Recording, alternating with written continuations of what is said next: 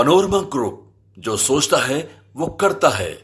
नमस्कार, खबरें with news हाट में आपका बहुत बहुत स्वागत है। मैं हूं सागर और मेरे साथ मौजूद हैं न्यूज हाट के सीनियर जर्नलिस्ट चंदन झा। नमस्कार सर। नमस्कार सागर जी। सर, खबरें तो कुछ खास राजनीति की नहीं है। बहुत ज़्यादा जो चर्चा थी बिहार की राजनीति की और देश दुनिया में बिहार की चर्चा हो रही थी, पॉलिटिकल गलियारे में चर्चा हो रही थी, लेकिन अब सारी जो चर्चाएं हैं वो लालू फैमिली के इर्द गिर्द नजर आ रही हैं। उसी से जुड़ा हुआ पहला सवाल कर लेते हैं। बिल्कुल। कल तेज प्रताप यादव, जो कि कल तक लालू यादव के बेटे थे, आज भी बेटे हैं, लेकिन जो विरासत थी वो समाप्त हो गई। 6 साल के लिए पार्टी से निष्कासित और परिवार से भी उनको निकाल दिया गया है। मायने क्या है, प्रभाव क्या पड़ेगा और बिहार की सियासत में इसका क्या इफेक्ट पड़ेगा, ये सब तमाम जानकारी हमारे दर्शकों को बताएं। देखिए सागर जी, आरजेडी में महाभारत शुरू हो चुका है, तो उसका पहला एपिसोड कल का था। कहे कि जो कार्रवाई हुई आरजेडी के तरफ से, राजद सुप्रीमो लालू प्रसाद की तरफ से, और हमारे जो दर्शक हैं वो जान ही रहे हैं, अगर नहीं जानते होंगे, अगर कोई नए दर्शक होंगे तो उनके लिए, कि तेज प्रताप यादव को आरजेडी से निकाल दिया गया है 6 साल के लिए। ठीक। और दूसरा है कि परिवार से भी उनको अभी अलग किनारे कर दिया गया है।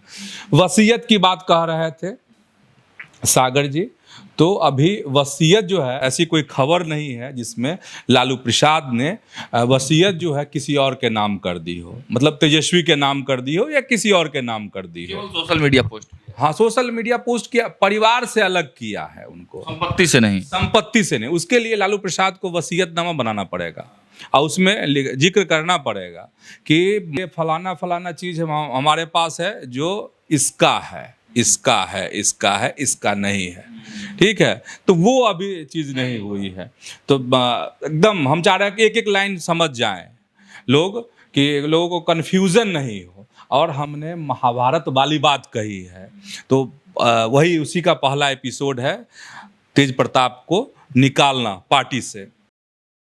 अब क्या है, अगर महाभारत है तो महाभारत सबको याद ही होगा कि महाभारत में क्या हुआ था। इधर युधिष्ठिर का पाला था, उधर दुर्योधन का पाला था। कोई जो है इधर खींच के ले जा रहा था किसी योद्धा को, कोई इधर ले जा रहा था योद्धा को। तो अब वह स्थिति अंदर खाने पैदा हो गई लालू परिवार में। आप देख लीजिए, तेजस्वी यादव का क्या है, तीखी बात एकदम, तेज प्रताप बर्दाश्त नहीं करेंगे।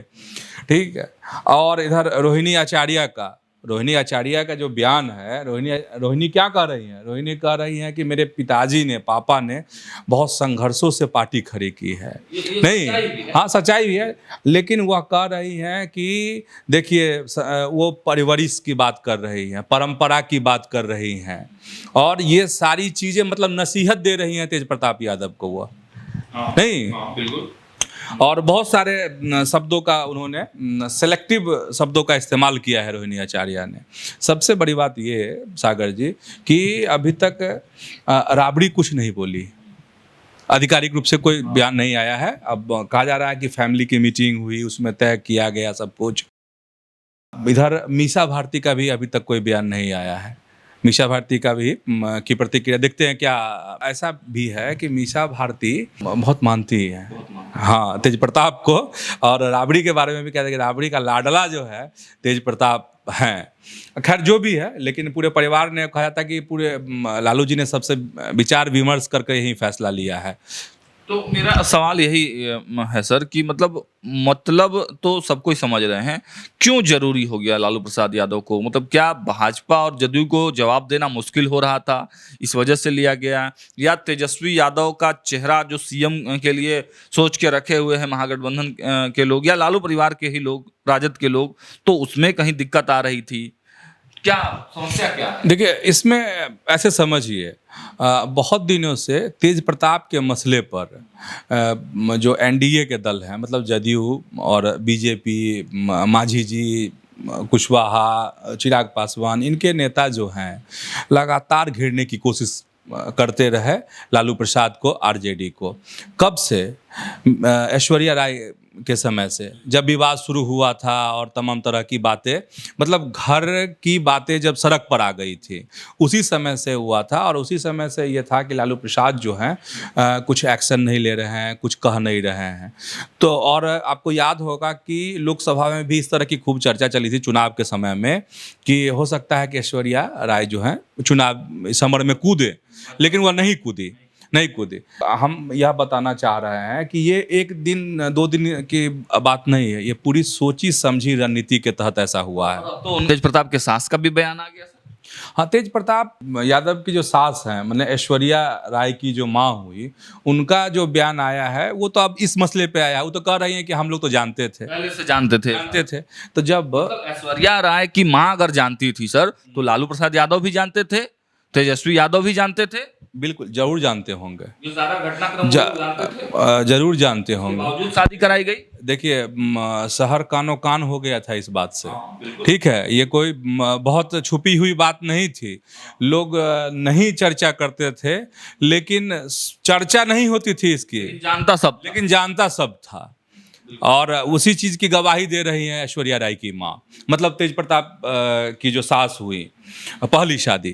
ठीक, तो ये है। अब देख, इसको समझिए, हम ये बताना चाह रहे हैं कि वहाँ से लेकर के तमाम जो आरोप तेज प्रताप पर लग रहे थे इस पहली शादी को लेकर के, वह हो गया। फिर जब यह बात सामने आ गई और बात सामने आने के बाद आपको बहुत चीज़ है इसमें ध्यान रखना पड़ेगा, दर्शकों को समझना पड़ेगा। इसके बाद फिर इधर से एनडीए के नेता एकदम हमलावर हो गए कि देखिए, एक लड़की के साथ ऐसे किया, अब दूसरी लड़की के साथ ऐसे कर रहा है। दोनों यादव समाज के हैं। और तो लगा लालू प्रसाद को कि नहीं, अब समय आ गया है, अब अगर नहीं करेंगे तो ये बड़ा मुद्दा बन सकता है। वही नहीं, आप चीज़ों को देखिए, तेज प्रताप को दरकिनार करने की आरजेडी में बड़ी साजिश चल रही थी। बड़ी साजिश आप ऐसे समझिए कि जो हमारे पास खबर है, हम लोगों ने कई दफ़े कहा है, न्यूज़ हाट ने कई दफ़े कहा है कि तेज प्रताप को इस बार टिकट नहीं मिलना था। पहले से ही तय था कि नहीं? एकदम तय था, उनको टिकट नहीं मिलना था। वो चूंकि उन्होंने कह दिया था ना कि हम महुआ से चुनाव लड़ेंगे और हसनपुर हम छोड़ करके महुआ आएंगे, और अंदर खाने यही तैयारी थी कि पहले समझाया जाएगा, पहले बुझाया जाएगा उनको बढ़िया से। और ये था कि बहुत होगा, अगर बहुत हंगामा अगर होगा तो एमएलसी बना देंगे, तो ये तैयारी थी। लेकिन ये एकदम मुफीद समय लालू प्रसाद के लिए मिल गया कि तेज प्रताप को दरकिनार कर दिया जाए। और देखिए, ये सही है कि एक राजनीतिक महत्वाकांक्षा की, जो पप्पू यादव भी कह रहे हैं कि लालू प्रसाद की कोई महत्वाकांक्षा रही होगी, राजनीतिक महत्वाकांक्षा रही होगी, इसीलिए इस तरह का कदम जो है लालू प्रसाद ने उठाया है। और पप्पू यादव कह रहे हैं कि लालू प्रसाद को अपने इस फैसले पर पुनर्विचार करना चाहिए, इस फैसले को वापस लेना चाहिए। तेज प्रताप का आखिर गुनाह क्या है? तेज प्रताप ने प्यार किया था, उसको इजहार कर दिया, यही वह कह रहे हैं। लेकिन मेरा इसमें ये सवाल है, कई लोग यह कह रहे हैं कि ये कर तो रहे हैं लालू प्रसाद, पोस्ट तो है उनका, लेकिन सारा प्लानिंग तेजस्वी यादव और संजय यादव का है।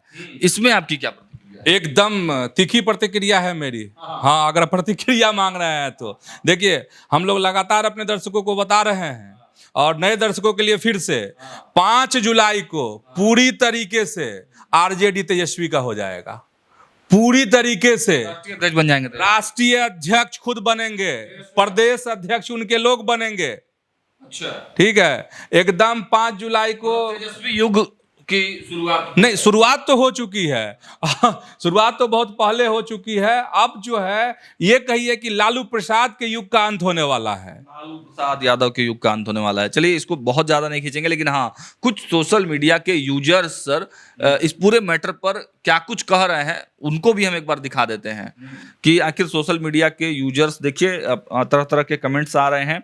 तो देखा आपने, तमाम सोशल मीडिया के यूजर्स अब ये पूछ रहे हैं, प्यार तो दोनों बेटों ने किया। और मेरा भी यही सवाल है सर, प्यार तो दोनों ही बेटों ने किया, और एक ने तो जाति और धर्म से हटकर दूसरे धर्म की महिला के साथ शादी किया, लेकिन तेज प्रताप यादव तो अपने ही समाज के लोगों से प्यार किए। तो फिर क्यों उनके साथ इतना बड़ा मतलब कदम क्यों उठाया गया? देखिए ये तो सवाल है, और लोगों की प्रतिक्रिया भी सोशल मीडिया पे इसी तरीके की आ रही है।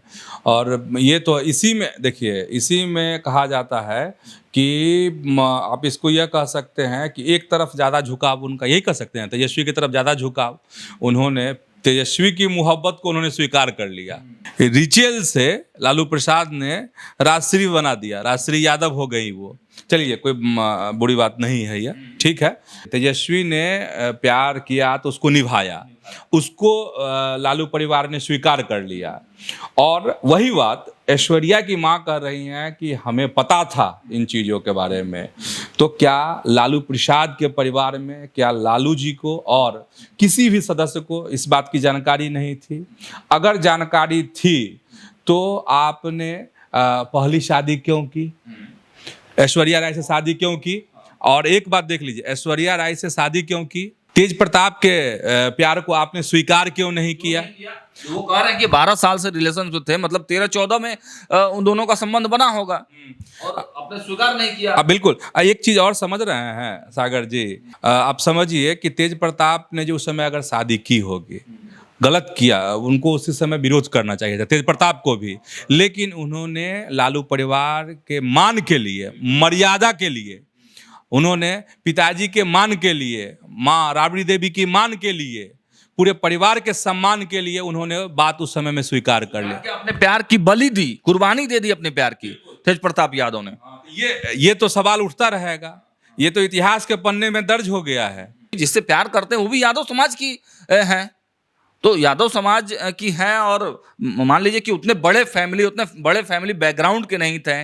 लेकिन क्या लालू परिवार ये चाहता था कि एक बड़े फैमिली के माध्यम से राजनीतिक रोटियां सेकी जाए, इस वजह से भी शादी कराई गई और उसमें तेज प्रताप देखिए हो सकता है कि इस तरह की बातें जहन में रही होंगी, और इसीलिए तेज प्रताप ने ये मतलब कुर्बानी दी, और लालू प्रसाद ने उनसे कुर्बानी भी ली। मतलब अब राजनीतिक महत्वाकांक्षा उस समय भी थी, उस समय भी तेज प्रताप ने कुर्बानी दी थी। और राजनीतिक पप्पू यादव तो यही ना कह रहे हैं कि ये सब जो तेज प्रताप के खिलाफ में साजिश है, और राजनीतिक महत्वाकांक्षा की वजह से तेज प्रताप की कुर्बानी दी गई है। तो कह रहे हैं पप्पू यादव, अभी बताएंगे दर्शकों को कि इस सबको वापस लिया जाना चाहिए और प्यार को सम्मान मिलना चाहिए। ये है। देखिए सागर जी, आप तेजस्वी का भाषण आप सुनेंगे और उसको जरा गौर से जब समझेंगे तो एकदम लग रहा है, बताइए, तेज प्रताप कहते थे कि तेजस्वी मेरा छोटा भाई है, अर्जुन है, और मैं इसका सारथी हूँ, सीएम बनाएंगे, नहीं सीएम बनाएंगे। और तेज प्रताप ने अगर अपने प्यार का इजहार कर दिया और ये बात सामने आ गई तो एकदम उन्होंने हाथ झटक लिया, कहा कि वो बड़े हैं, वो जाने, वो करें। हमारे राष्ट्रीय अध्यक्ष ने जो निर्णय लिया है, जो मर्यादा की बात लालू प्रसाद ने भी कही और तेजस्वी ने भी कही, तो इसका मतलब समझ लीजिए कि तेजस्वी यही चाहते हैं कि कोई कांटा इस बार सीएम की कुर्सी तक पहुंचने में कोई कांटा नहीं रहे। चलिए इस बात की चर्चा और विस्तृत रूप से हम करेंगे सुबह सुबह, और भी बहुत सारी खबरें हैं सर, उसको भी एक एक कर लेते हैं। देखिए नरेंद्र मोदी और नीतीश कुमार की कल जो है मुलाकात हुई है, लेकिन कल उपेंद्र कुशवाहा, नरेंद्र मोदी जहां पर रैली करने वाले हैं बिहार में आके, वहां पर खुद नरेंद्र मोदी से पहले पहुंच गए और सरकार से बड़ी डिमांड भी कर दी। हाँ, सरकार से डिमांड कर दी है। वैसे ही कल के सुबह वाले प्रोग्राम में हम लोग बताए थे अपने दर्शकों से कि क्या है। देखिए राष्ट्रीय लोक मोर्चा के सर्वेसर्वा हैं उपेंद्र कुशवाहा, उनकी पार्टी ने एक कार्यक्रम रखा था, संवैधानिक अधिकार परिसीमन सुधार रैली विक्रमगंज में, और कल जो है 25 तारीख थी, उसी दिन कार्यक्रम हुआ है। 30 को वहाँ पर आने वाले हैं विक्रमगंज में ही प्रधानमंत्री। और ये क्यों रखा है, क्या हुआ है, परिसीमन को लेकर हम बहुत संक्षेप में और ये बताते हैं, क्योंकि उपेंद्र कुशवाहा ने कई बात कही है। उपेंद्र कुशवाहा ने केंद्र को आंखें दिखाई हैं, ये बड़ी बात है इस मसले पर। कहा है कि हर हाल में 2026 में परिसीमन होना ही चाहिए, और उन्होंने फ़ायदा भी बताया है कि इससे बिहार को फ़ायदा होने वाला है। और अभी जो 40 सीटें हैं लोकसभा की, वो इससे फायदा यह होगा कि 60 सीटें हो जाएंगी लोकसभा में, विधानसभा में भी सीटें बढ़ जाएंगी, विधायकों की संख्या बढ़ जाएंगी। जैसे 33% आरक्षण है महिलाओं का, मतलब अधिक 33% महिलाएं चुन करके आएंगी। तो इस तरीके से उन्होंने लोगों को कन्विंस करने की कोशिश की कि देखिए परिसीमन हर हाल में होना चाहिए। मेरा इस सवाल इस पे ये था सर कि मोदी के आने के पहले ठीक वहीं पर रैली करना, बहुत दिन से तैयारी करना और जगहों पर घूम घूम कर कई मुद्दों को उठाना, मतलब सीट शेयरिंग वाला कहीं मामला तो नहीं है? क्योंकि नीतीश और मोदी मिलकर सीट शेयरिंग करने की चर्चा थी, तो एक प्रेशर पॉलिटिक्स वाली बात तो नहीं थी? बिल्कुल, सबके तरफ से। चिराग ने भी तो प्रेशर पॉलिटिक्स किया है, चिराग ने भी तो किया है, तो उपेंद्र कुशवाहा भी कर रहे हैं। लेकिन इसको एक नजरिए से और देखा जाना चाहिए, इसलिए कि साउथ के राज्यों ने आपको इस पर मीटिंग की थी एमके स्टालिन के नेतृत्व में। साउथ के राज्य नहीं चाहते हैं ऐसा, जबकि उत्तर भारत को इससे नुकसान हो रहा है। यही बात समझाने की कोशिश उपेंद्र कुशवाहा कर रहे हैं। और सरकार के स्तर पर जो खबर है, हालांकि उन्होंने मोदी की सरकार को, केंद्र में भाई मोदी की सरकार है तो मोदी ही ना, हाँ, तो उन्होंने आंख दिखाई है, उपेंद्र कुशवाहा ने आंख अपनी दिखा दी है। लेकिन जो हम लोगों के पास जो खबर है उसके मुताबिक केंद्र सरकार चाहती है कि हर हाल में परिसीमन हो। पीछे बैकडोर से सरकार ही इसीलिए तो साउथ के जो स्टेट हैं क्यों एक मीटिंग करने लगे कि उनकी सीटें, चूंकि जनसंख्या के आधार पे इसका आकलन होता है, सीमांकन होता है, तो उनकी सीटें कम होंगी। उनके कह भी रहे हैं एमके स्टालिन कि हमारा वर्चस्व खत्म हो जाएगा, हमारी मांगे, हमारी आवाज़ जो है नहीं गूंज पाएगी संसद में। और देख रहे हैं संसद जो नया वाला बना है, क्यों बना है, सीटों की संख्या क्यों बढ़ी है? हाँ, तो इसीलिए है ना, इसके पीछे मकसद है, मकसद उधर तक है, ये तो होना ही है। इसके बाद पीओके तक मकसद है, पीओके तक मकसद है। चलिए आगे बढ़ते हैं। अब मुकेश सहनी की पार्टी वीआईपी की भी चर्चा कर लेते हैं सर। इधर महागठबंधन में राजद फैमिली तो खलबली में है, लेकिन मुकेश सहनी वहां से डिमांड फिर से कर दिए हैं, सरकार बनी डिप्टी सीएम लेंगे। हाँ, वो तो लगातार रट लगा रहे हैं कि डिप्टी सीएम बनेंगे, और कह रहे हैं कि जो निषाद समाज का बेटा है वो अब सिर्फ मछलियाँ मारने वाला नहीं है, अब वो सत्ता में भी रहेगा। और सबसे बड़ी बात ये है कि धमकाए कल किसको, तो बीजेपी को, दिलीप जायसवाल को। और दिलीप जायसवाल ने सवाल उठाया था कि आखिर कितने निषादों को टिकट दिया मुकेश सहनी ने, तो उन्होंने आंकड़े के साथ आज बात की कि देखिए हमने पिछड़ा अति पिछड़ा को इतने टिकट दिए, लेकिन अभी चुनाव आ रहा है, बिहार बीजेपी पिछड़ा अति पिछड़ा को कितना टिकट देता है या हम भी देखते हैं, और जब वह दे दे तब हम समझेंगे। 2020 का उदाहरण बताया कि आपके पास 110 सीटें थी, आपने कितने को टिकट दिए ऐसे लोगों को, ऐसे समाज के लोगों को। तो इस तरीके से बीजेपी पर खूब हमलावर रहे मुकेश सहनी, और तरह तरह के सवाल जो हैं उन्होंने किए हैं। अच्छा, हमको लग रहा है कुछ कांटा फंस रहा है इनका, दिलीप जायसवाल लगा रहे हैं, कुछ उलझा रहे हैं लगता है, इसलिए बार बार दिलीप जायसवाल को टारगेट कर रहे हैं। खैर प्रदेश अध्यक्ष है तो सारे पत्थर फूल अगर आपके गला में माला आपको, तो पत्थर और कंकर भी तो दिलीप जायसवाल को लगेगा ना। सर कहीं पर निगाहें, कहीं पर निशाना भी होता है, महागठबंधन पे भी तो दबाव डाल ही रहे हैं डिप्टी सीएम वाला। हाँ, एक यह भी है कि डिप्टी सीएम कह करके महागठबंधन पे दबाव डाल रहे हैं, तेजस्वी पर दबाव डाल रहे हैं। तेजस्वी को तो अब क्या कहें, तेजस्वी पर तो बहुत, अब तो परिवार में महाभारत शुरू है, उसके बहुत सारे एपिसोड का लोग कह रहे हैं कि आना बाकी है, नहीं तो तेजस्वी का तो अब क्या होता है, कैसे क्या होता है, देखने वाली बात। अब खबर सर, अगली खबर कांग्रेस से ले लेते हैं। कांग्रेस के प्रभारी अल्लाह वरू जो है वो फिर पटना पहुंचे और प्रधानमंत्री मोदी पर इस बार डायरेक्ट हमला। मतलब क्या? अच्छा नहीं, मुद्दे नहीं तो अल्लाह बड़ू आएंगे, राहुल के आदमी हैं, ठीक है, तो हमला किस पर करेंगे? तो करेंगे ही ना। कांग्रेस किस पे हमला करे? वो कांग्रेस जो है इस पर अब हमला नहीं होगा, बिहार भाजपा पर नहीं, अरे तो कांग्रेस जो है तेजस्वी पर हमला करेगी, नहीं ना करेगी कैसे करेगी? उधर चुपके से बार होता है ना, जो बार चल रहा है, ठीक है। तो मोदी पे उनका बार करना तो कौन चुनाव के केंद्र बिंदु कौन होंगे?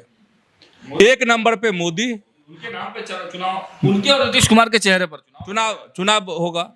तो 1 नंबर मोदी, 2 नंबर पे नीतीश। तो पिछले बार आए थे नीतीश को निशाने पे लिए थे, इस बार जो है मोदी को निशाने पे लिए। अच्छा सर, तमाम विवादों के बीच में महागठबंधन में कई कमेटियां बनी हैं, सभी दलों को जगह दिया गया है। क्या लगता है इन कमेटियों को बनाने से भी मतलब फायदा होगा? देखो क्या फायदा होगा इन सब कमेटी से? कुछ नहीं होने वाला है। क्या फायदा है इसका? 18 को मीटिंग होने वाली थी, 18 मई को मीटिंग, कमेटियाँ बनाने में देख रहे हैं कि बाप रे 75 को तो नाम है इस कमेटी में। दिखाइए भाई, नाम दिखाइए थोड़ा। बाप रे बहुत इतनी कमेटी है इसमें। लेकिन एक चीज़ है कि सभी दल को सब जगह मौका दिया गया है। हाँ, सब दलों को भी है। हाँ, सब मौका है, लेकिन सब एकजुट रहे तब ना। ठीक है, कितना होता है, काम कितना होता है, एनडीए से मुकाबला कैसे करते हैं, ये मायने है। और कमेटी तो बन रही है, आपकी मीटिंग कहाँ चली गई जो 18 को होने वाली थी? आगे बढ़ते हैं। एक अंतिम सर जो टॉपिक है हमारे पास, अब दर्शकों को वह भी बता दीजिए कि आखिर नीति आयोग की बैठक से नीतीश कुमार क्यों गायब रहते हैं बार बार? पिछली बार भी नहीं गए, इस बार भी नहीं गए, जबकि दिल्ली गए, मुलाकात किए, लेकिन नीति आयोग की बैठक से बार बार नीतीश कुमार के गायब रहने का रीजन क्या है सर? दोनों बात बता देते हैं। सागर जी एक ही पूछ रहे हैं, ये कल नहीं परसों मीटिंग हुई थी नीति आयोग की, और गायब रहने की वजह यही बताई जा रही है कि एक पुरानी मांग है नीतीश कुमार की, और नीतीश कुमार मतलब बिहार की मांग है कि जो केंद्र का अंश हो वो 90% हो योजनाओं में, और 10% ही राज्य सरकार का उसमें ये हो की राशि हो। तो उसी को लेकर कहा जा रहा है कि नीतीश कुमार चाहते हैं कि हर हाल में उस तरह का सहयोग और आवंटन जो है बिहार को मिले। तो इस कारण से ही वह इस मीटिंग में लगातार, उस समय में पहले भी नहीं शामिल हो रहे थे, और जो परसों मीटिंग हुई दिल्ली में उसमें शामिल नहीं हुए। उन्होंने सम्राट चौधरी के माध्यम से, और सम्राट चौधरी बहुत सारा पन्ना पढ़े हैं उसमें, बिहार पन्ना सर 13 पन्ना है, 13 पन्ना पढ़ के सुनाए कि हमको ये चाहिए, हमको दिस दैट जो होता है, ट्रेन की मांग। हाँ, रैपिड ट्रेन की मांग कर रहे हैं। चलिए, तो ये परसों की बात हो गई। कल की बात यही सीएम कॉन्क्लेव एनडीए की, और उसमें 2 प्रस्ताव पारित हुए। मुख्यमंत्री नीतीश कुमार भी उसमें शामिल हुए, और अहम जो प्रस्ताव पारित हुए हैं उसमें वो ऑपरेशन सिंदूर से जुड़ा हुआ एक प्रस्ताव है, दूसरा जो है जातीय जनगणना से प्रस्ताव है, और दोनों का संबंध बिहार से है। आप पूछेंगे कैसे? तो ऐसे कि चुनाव है, और इन जो प्रस्ताव पास हुए हैं दोनों चुनावी मुद्दे होने वाले हैं। दोनों चुनावी मुद्दे होने वाले हैं, लेकिन नीतीश कुमार ने वो आवाज फिर से उठा दी है। जब वो तेजस्वी यादव के साथ थे तब भी वही केंद्रीय जो योजनाएं चल रही हैं उसमें 90 और 10 का भूमिका वो मांग रहे थे, और अभी भी, अब खुद नहीं, अब सम्राट चौधरी को जिम्मा देकर भेजे हैं कि भाई इसको मनवा के आइए, तब हम अगले बार मीटिंग में जाएंगे। हाँ, जाएंगे। तो ये अब सम्राट कितना करा पाते हैं ये देखने वाली बात होगी। खैर, अब प्रधानमंत्री, एक चीज, हाँ, मतलब सब तरफ से सम्राट चौधरी की परीक्षा है। नहीं, नीतीश भी तराजू पे तौल रहे हैं, इधर बीजेपी भी तौल रहे हैं, मोदी भी तौल रहे हैं। सही, सम्राट चौधरी की कड़ी परीक्षा है, लेकिन बखूबी वो एक एक चीज को निभाते हुए आ रहे हैं। फिलहाल अभी परिणाम बाकी है, अभी परिणाम आ जाए तब तो बात समझ में आए। बात है, परिणाम आ जाए तो तब देखा जाएगा। फिलहाल खबर में बस इतना ही, लेकिन आपसे फिर से एक बार विनम्र आग्रह होगा, आप तमाम दर्शकों का प्यार इस एपिसोड को मिल रहा है, आपसे विनम्र आग्रह है कि कमेंट बॉक्स में अपनी जो बातें हैं, अपने जो सवाल हैं, सुझाव हैं, शिकायतें, सजेशन है, वो देने की कृपा करें। फिलहाल इस वीडियो में इतना ही। देखते रहिए न्यूज़ 8। बहुत बहुत धन्यवाद।